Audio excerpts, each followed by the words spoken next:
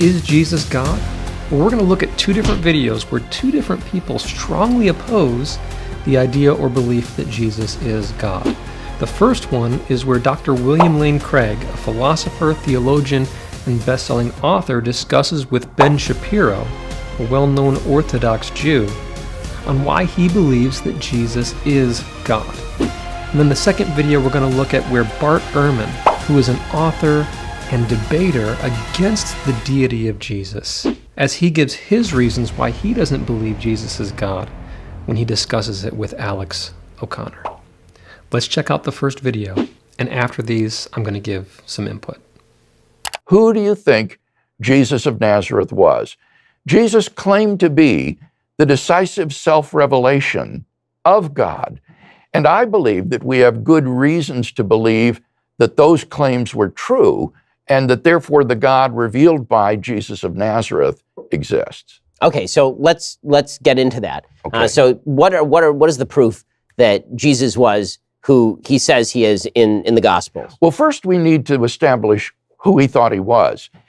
When you look at the religio-historical context of the life and ministry of Jesus, I think you can show that among the historically authentic words of Jesus were claims that he thought he was the Jewish Messiah, that he believed himself to be the Son of God in a unique sense that set him apart from Jewish kings and prophets, and finally, that he thought that he was the Son of Man predicted by the prophet Daniel, to whom God would give all dominion, power, and authority.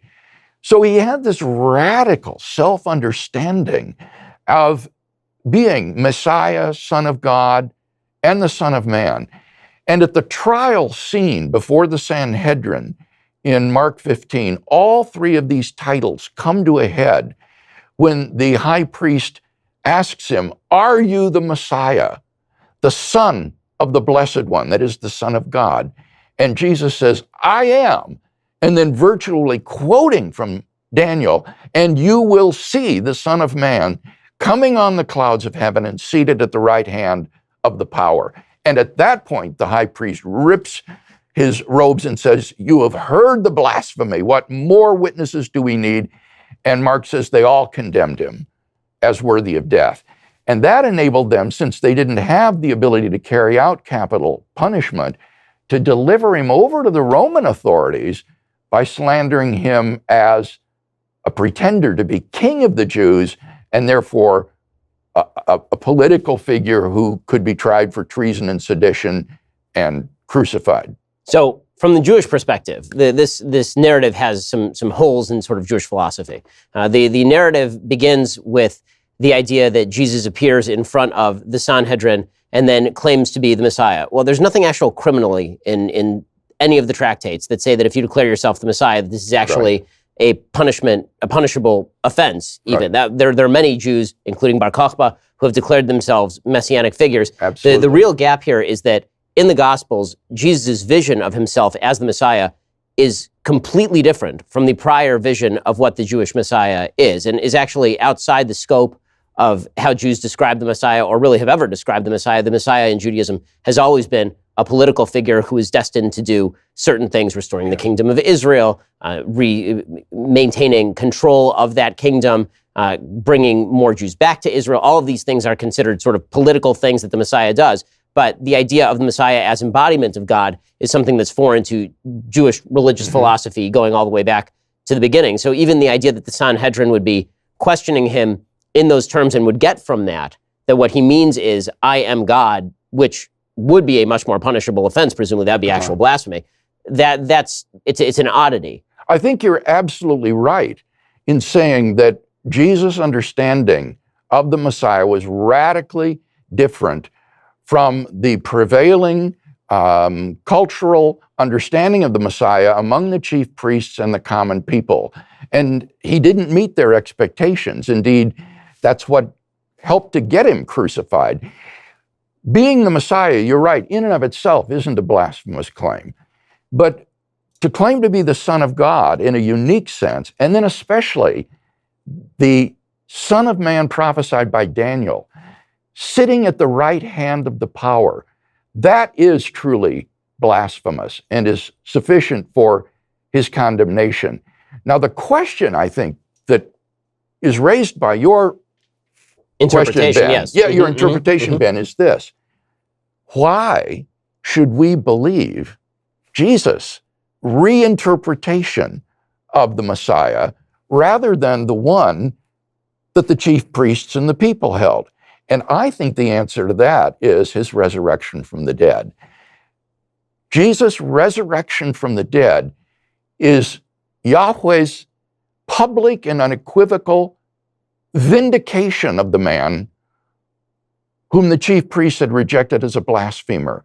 It is the divine demonstration that these allegedly blasphemous claims are in fact true, that he was who he claimed to be, and that therefore I follow Jesus in his conception of what it means to be the Messiah. So when it comes to the resurrection, why is resurrection proof of divinity? So Lazarus is resurrected. That was why I wanted to emphasize the religio-historical context before we talked about the resurrection. A miracle taken in isolation is inherently ambiguous. The proper interpretation of a miracle is going to be given by the religio-historical context in which it occurs. And the resurrection of Jesus is not just the resurrection of any old body. It's the resurrection of the man who claimed to be Messiah, Son of God, and Son of Man, and who was crucified for those allegedly blasphemous claims. If God has raised this man from the dead, then he has, I think, unequivocally and publicly vindicated those allegedly blasphemous claims. So one of the counterclaims to some of this is that the Gospels are written significantly after Jesus lives. Even the earliest Gospel is written, 70 CE? Somewhere 40 years after Jesus is crucified. So what's to say, that like most historical events, there is some play in the joints here. So that this would be the historical argument against the exact veracity of the gospel revelations, for example. Now, I think it's important to understand, Ben, that in order for a historical document to be reliable, it isn't required that it be inerrant. Contemporaneous, of course. So, of course. What I would argue is that underlying the inference to the resurrection of Jesus are three great independently established facts, which are supported by the historical evidence, and which surprisingly, I did my doctoral work on this in Germany, are recognized as such by the majority of New Testament scholars today who studied the historical Jesus. And these facts would be that after his crucifixion and burial by a member of the Sanhedrin named Joseph of Arimathea, that Jesus' tomb was discovered empty on the first day of the week by a group of his female followers. Secondly would be that various individuals and groups of people then witnessed appearances of Jesus alive. And finally, number three would be that the original disciples suddenly and sincerely came to believe that God had raised Jesus from the dead, despite having every predisposition to the contrary. The vast majority of scholars have come to accept as convincing the evidence in support of those three facts, not assuming biblical inerrancy or inspiration, but treating the Gospels as ordinary historical documents. You can show, for example, that the fact of the discovery of the empty tomb is attested by at least 6 independent sources in the New Testament, some of which are extraordinarily early. No scholar denies that individuals and groups saw postmortem appearances of Jesus. The only question is whether you should or could dismiss them as hallucinatory. And again, nobody denies that the original disciples suddenly and sincerely came to believe that God had raised Jesus from the dead. So these three facts are pretty firmly established, and the only question is then how do you best explain them? And down through history, attempts have been made to explain these facts without recourse to the resurrection, like the conspiracy theory, the apparent death theory, the hallucination theory, and so forth. And I would argue that none of these naturalistic theories meets the criteria for being the best historical explanation of the facts. None of them is as good an explanation as the one that the original disciples gave, that God raised Jesus from the dead. And if that's right, then I think we have good grounds, indeed are almost compelled to revise our typical understanding of who the Messiah was supposed to be. So we can have the historical argument back and forth, obviously, and I think that there are arguments that you can make. I think there are arguments that I can make, but I honestly find them relatively uninteresting, is the truth, simply because I'm not sure that we're going to come to any sort of consensus on them. So it's interesting that it kind of comes down to Ben Shapiro saying that this just isn't interesting. Like, that's his response, because there's things that he can't logically argue with. And what we're going to see with both this video as well as when we look at Bart Ehrman and his response to Jesus is that there is this lack of faith. Now, William Lane Craig, he meets Ben Shapiro where he is at, as an intellectual, giving him factual and historical evidence showing the veracity of the resurrection of Jesus, and why Jesus' view, Jesus' explanation of who the Messiah would be, is correct, even though it went against what the chief priests and the people commonly thought the Messiah was supposed to be. And that's how we're supposed to meet people, where they're at, sharing the gospel with them in a way that they can understand and grasp. But as the saying goes, you can lead a horse to water, but you can't make it drink. In the same way, you can lead somebody to the truth, but they have to take the step of faith to believe it. And the book of Hebrews says that without faith, it is impossible to please him, and that we must believe that he is, that God exists, and that he is a rewarder of them that diligently seek him, the Bible says. There comes a point where logic and reason and historical facts can only lead you so far, to the point where you have to believe by faith that it's true. Let's see what Bart Ehrman says to Alex O'Connor. I am firmly convinced that Jesus never talked about himself as God. And one way to demonstrate that is to line up our sources of information about Jesus chronologically. And so I mentioned earlier that we have the first three Gospels, Matthew, Mark, and Luke. These are called the Synoptic Gospels because they agree in so many places in which stories they tell, the sequence of the stories, even word for word, verbatim agreements, that everybody pretty much agrees that there's some copying going on. Somebody's copying somebody. Scholars who've worked on this since the 19th century have said that Matthew and Luke both had Mark as one of their sources. So you had Mark as a source. Matthew and Luke copied Mark, but Matthew and Luke have a number of sayings of Jesus not found in Mark. And so most scholars today continue to think that Matthew and Luke had access to some other written source of information that they call Q. Mm-hmm. Q is a group of Jesus sayings that Matthew and Luke had access to. Matthew has some materials not found in Mark or Luke, so they say, well, that came from some other sources, and Luke has some material not found in Mark and Luke, so that's other sources. Okay, so you got Matthew, Mark, and Luke, but you also have Q and M, Matthew special sources, and L, Luke special sources.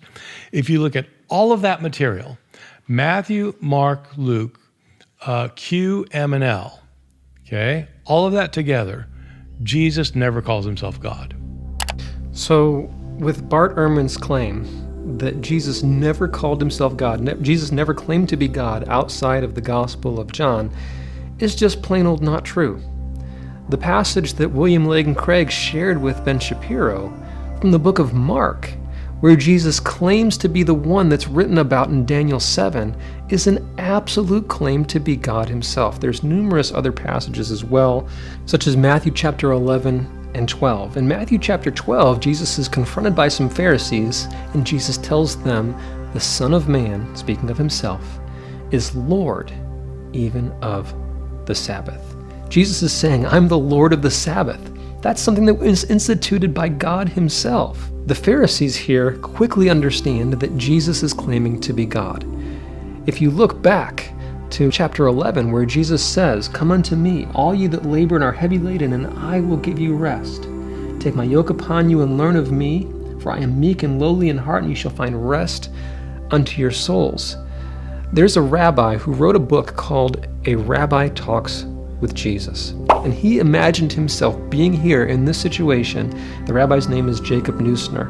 He says, what would I do, what would I say if I was in the situation with Jesus, saying that a greater than the temple is here, that the Son of Man is Lord of the Sabbath? Come unto me and find rest. He says very quickly, an Orthodox rabbi who does not believe in Jesus, that these claims being made by Jesus to a Jew would understand that Jesus is absolutely claiming to be God himself. And that's how his audience took it. That's how his audience understood it. Elsewhere in the Gospels, when Jesus heals the paralytic that comes down through the roof in Capernaum, this is not in the Gospel of John only, this is in the other Gospels as well, where Jesus says, "For the Son of Man has authority on the earth to forgive sins."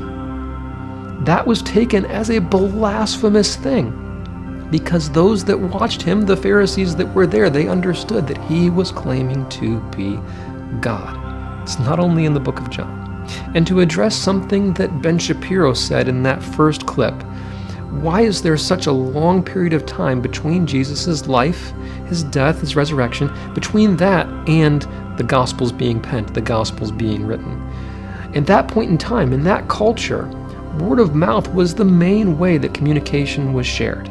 That's the main way that information was passed on from one person to another, because lots of people back then in that area, in that time, in that place in the world, most of them couldn't read. And so there was commonly this oral communication, transmission of information. Secondly, the disciples, most of them, they all believed that Jesus would return in their lifetime. And so they were busy sharing the gospel message, spreading the message, sharing what Jesus taught, rather than just writing it down. They were busy sharing the message because they believed he would return in their lifetime. Thirdly, when it got to the point where the apostles and the eyewitnesses of these things started to age and even die off, it became a need, an important thing to do, to write down what they had seen and heard before they passed on into eternity. And so that's why we find the Gospels being written when they were. Those that were eyewitnesses of all these things, they were busy sharing the message, spreading the message, because they thought Jesus would return in their lifetime. Once they realized that they were maybe at death's door, or that they might by chance pass away before Jesus returns, that they better go ahead and write these things down for the generations to come. On top of all this, John, he was the disciple whom Jesus loved. He was in Jesus' inner circle with Peter and James. John perhaps knew Jesus better than any of the other disciples that were there. He certainly has the authority and the experience to show things that perhaps the other Gospels did not record. And like I said, after we looked at that clip with William Lane Craig talking to Ben Shapiro, it all comes down to the idea of faith. And I think both of these men have a predisposition, a bias to reject Jesus. I don't think Bart Ehrman wants to believe that Jesus is who he says he is. On the contrary, Bart Ehrman wants to believe that Jesus isn't God and all of this is a sham. And he comes at it with that predisposition. He's looking for excuses not to believe. But what is the answer? There is so much more evidence than we could even imagine. Looking through this book, looking through the historical verification, the miracle of the nation of Israel, the Jewish people still existing, there's so much evidence that God is real and that Jesus is the Messiah, his Son, God in a human body. What it comes down to is faith. Without faith, it's impossible to please him. For him that cometh to God must believe that he is, and that he's a rewarder of them that diligently seek him. If you want to know for sure that you're going to go to heaven someday, it takes a step of faith. Believing that when Jesus died and rose again, that he was doing that for you.